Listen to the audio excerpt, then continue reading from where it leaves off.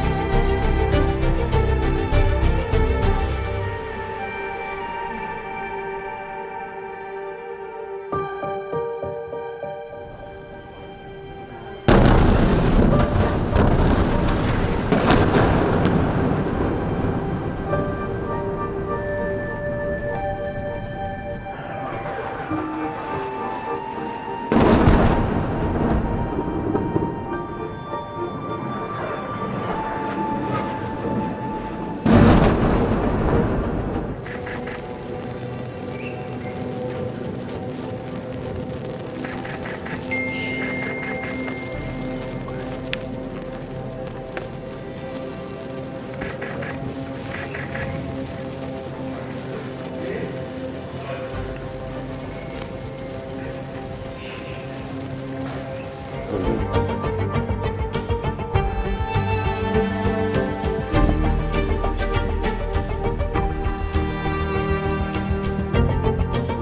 Israel is at war.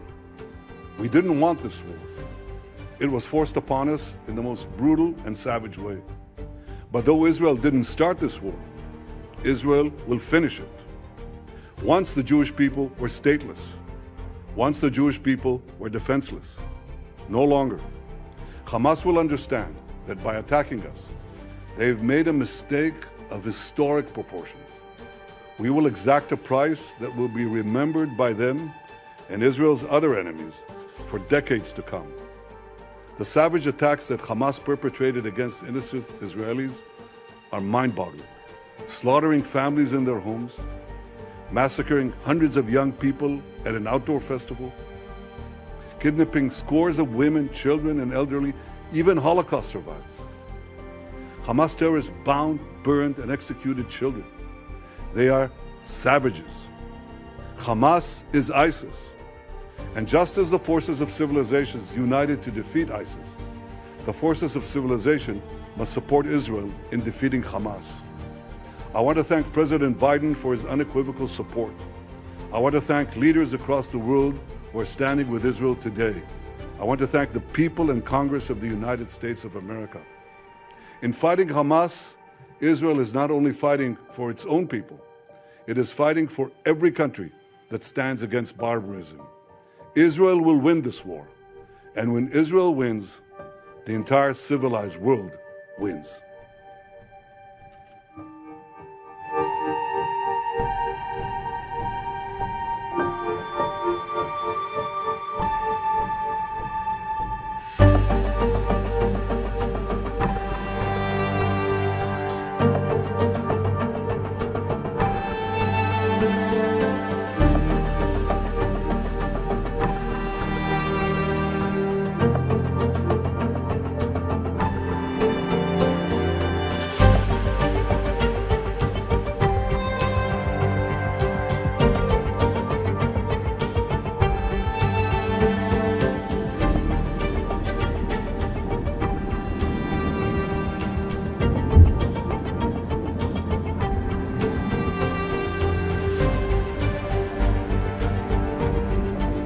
But what is happening here?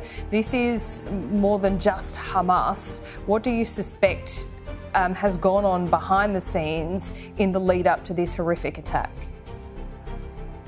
Well, thanks for having me, Laura. Yeah, it's definitely the darkest day in Israel's history. I can tell you personally that I was personally appalled by the scale and scope of this. And just for your audience to realize, we woke up in the morning to the sound of sirens. We assumed it would be just yet another round of rocket launching and rocket barrages, and everything would go back to be the same as it was. But then we saw horrific videos, and I'm sorry for describing it to your viewers in such graphic terms, but children being tied up and executed in their own homes, and soldiers' body being sabotaged. And we saw youngsters in nature parties simply ambushed and really a massacre and a spree. And we saw these horror videos and we ask ourselves, my goodness, this has nothing to do with territorial dispute, this solution or that solution. We're dealing with barbaric ISIS-type human animals here that have taken their inspiration from the Nazi regime, I suspect. Now, the previous reporter was absolutely right in terms of numbers. It was equivalent to maybe 10 times 9/11 in relative terms of population. And so Israel is shocked, but it is also, preparing for war. And we saw the airstrikes pounding the Gaza facilities of Hamas. We saw how Hamas is, it's beginning to regret, perhaps, its very audacious one bridge too far action. But we're also seeing the Iranian fingerprints, Laura, all over this yes. step. And what does that mean? Massacre. I mean, I guess you and many others would have suspected this anyway. But if you have confirmation, what does that actually mean? What is then the reaction of Benjamin Netanyahu and the US? Well, I think for starters, we need to throw out the window all of our old concepts and our conception that we can feed a hungry lion. We tried strategic containment with Hamas for years now. We know that Hamas has taken over the Gaza Strip in 2007. And ever since, we've been trying the method of, appeasement. And at worst, we saw these rounds of conflict where, let's be honest with ourselves, relatively sterile fighting with the Air Force carrying out most of the attacks. And we saw, rocket barrages, mostly intercepted by the Iron Dome system. Yeah. And we kind of dealt with that. And now you see the level of barbarism right on your doorstep. And you realize this is a whole different ballgame. And I think right now, Israel has all the international credit it wants to take bold action in Gaza and to eradicate Hamas, really eradicate this terrorist group called Hamas. But also, I would expect the Israeli leadership and the US and really the moving statements of support from around the world, from Australia, from Europe, from all over the world, even the Middle East, to tackle the Iranian regime head on. That would mean the Iranian regime has planned this carefully. This is just for you to realize. These Hamas terrorists were trained and equipped and armed by Iran. This is nothing to do. But just what you're with talking Gaza. about here, let's be real about what you're talking about. If war is declared on Iran, this is a whole different ballgame. Right, and so I'm confident that the Israeli leadership and the U.S. leadership would be responsible enough to know what to do about it. And we're not pretending as if there is an easy solution to this. All I'm saying is that our old conceptions need to be thrown out the window in face of these barbaric human animals. That would mean that the Iranian regime can no longer be tackled in a manner of polite negotiations. This is a regime that has been exporting the revolution, so-called, or really outsourcing terrorism, spreading terrorism around the Middle East. We see it with Hezbollah, with Hamas, destabilizing the entire Middle East. We see the Iranian leader touting his achievement on Twitter, saying that the Zionist regime is dying, his words. And so really there's no choice but not to, let's say our assumptions were not null and void, but they definitely merit reevaluation here. So Hamas must be crushed and destroyed, but we need to also change our attitude toward Iran and the way it's carrying itself around the world. Or Issa Shah, thank you so much for your time. Just approaching 2 a.m. local time there in Jerusalem. Please. May I just say, Laura, just to maybe end it with an optimistic tone. We've seen the best of the Israeli spirit in motion. We've seen the spirit of people volunteering and packing, food packages for soldiers and civilians, opening their homes for families from southern Israel. We saw, over 100%, 150% of people drafting for reserve service. And so this spirit will endure. And that's why I'm optimistic, because, we got such great people and such great spirit. So, and we're in this war to win it. Thank you so much for your time. Appreciate it. We needed an uplifting moment, because there are not many over the last few days. Thank you. We'll be in touch. Thank you, Laura.